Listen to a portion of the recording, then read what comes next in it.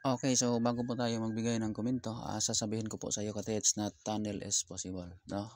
So mga katets, panoorin natin ang video ng ating katets, sabay nating panoorin at mag-comment kayo kung ano yung nakikita ninyo sa video nila. Okay? Siya lusot ni siya, lusot. Ay mga sikreto. Ang kani. Ano siya, turtol. Bao. Ito na itong kompas dari.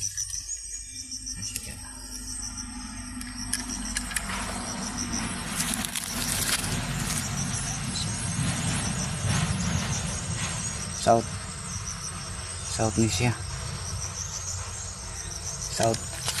Sa north may maigo dito nga batong lapad. Ano dia? Ayun. Ano siya?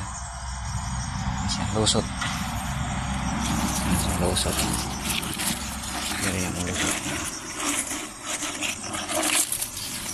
Ay dako kayo ha.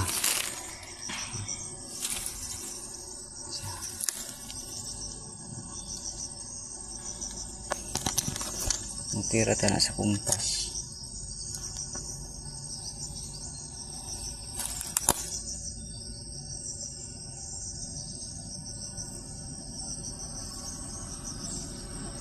Siya. Sumot niya. Ay dako kayong pato dia.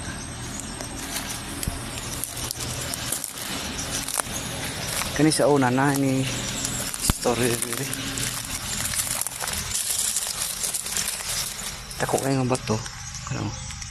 Tupod. Napoy bato dito. Pang. Ang ikan diha ka na. Ikan diha. Ang dari. Ano dako kayo ng bato. Wala ang pasensya. Wala mahawan. Dugay-dugay na nina mo. Ano. Ako kabalik. Hindi kayo maglisod po sa awan. Pero sini siya. Liter C. Nay tao na pangalan sa tao sa una nakita na ko. Rimar ang tatak. Pangutanan ako ang mga tao dari. Wa man daw Rimar nila dari kaila.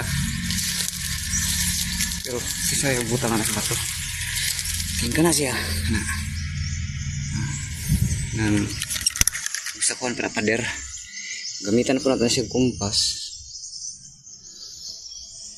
Siya sa east side.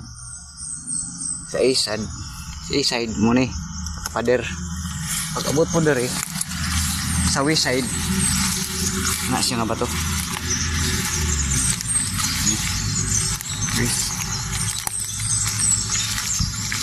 West side din siya, west. Pader gihapon.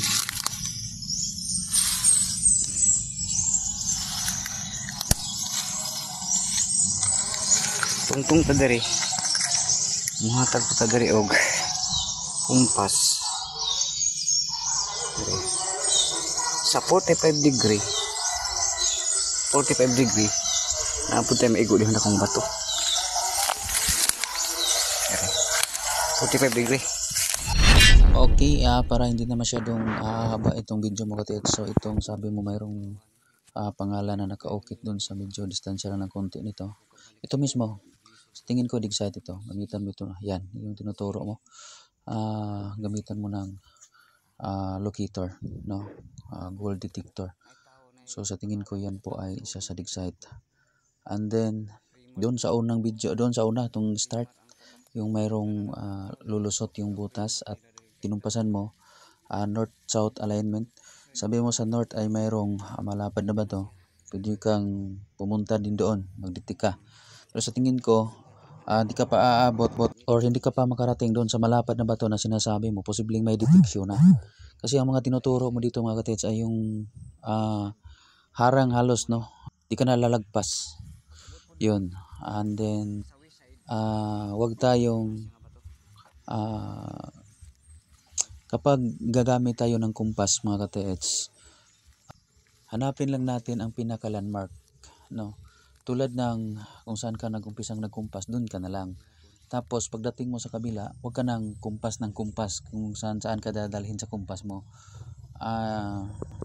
What I mean mga katets, huwag tayong kumpas ng kumpas sa bawat bato na makikita natin na wala namang basihan or wala namang linagay na mga kumpas degree. Okay? So, yun dapat sana ang matutunan. Gusto ko sana ituro yung mga kumpas degree na inilagay sa bato. Ang problema lang ay marami ngayon ang nagpa-decoder. So, baka maano na naman. So, yun. Huwag kumpas ng kumpas. Halos lahat ng bato kinukumpasan natin. No? So, focus tayo doon sa kung saan yung landmark at may mga markings at may mga kumpas degree. Pwede tayong magkumpas doon. Halimbawa, nagbigay siya ng direction katulad nung nasa unang bato na mayroon siyang hole at lalabas na ang hole ay naka-align sa north-south alignment. So, pwedeng tingnan natin kung ano yung mabundol sa south, mabundol sa north. Okay? So, ganun po ang paggamit ng kumpas. Okay, so, yun lang siguro mga katets, no? Posibleng yung nasa north, yung sabi mo malapad ba to, hindi mo man pinuntahan, pwedeng dig site yun or pwedeng hindi pa makaabot doon. And then yung isa na sabi mo mayroong pangalan sa gilid ng bato, sa unahan, di din natin nakita kung gaano ka legit yung pagka-engrave ng pangalan. Maganda sana kung nakita natin. But anyway, sa tingin ko, yun ay dig site yung tinuturo mo. Sa tingin ko lang. So, mas maganda gamitan mo ng gold detector to confirm kung saan talaga ang dig site dyan. At isa pa na pwede mo gamitan ng gold locator or gold detector, yung una mong pinuntahan, yung mayroong hole na sinasabi mong naka-align siya sa north-south alignment. I-detect mo yon. Baka sabi mo nga, turtle. So, minsan, di nalalayo ang deposit sa turtle. At ang bato, di natin nakita lahat ang markings. Baka mayroong markings doon na nagsasabing rock enclosed treasure or treasure under. So, yun lang ang tatlo na yan ang ipasuri ko sa iyo. Okay, so hanggang dito na lang po mga katets. Maraming salamat. Bye-bye and God bless.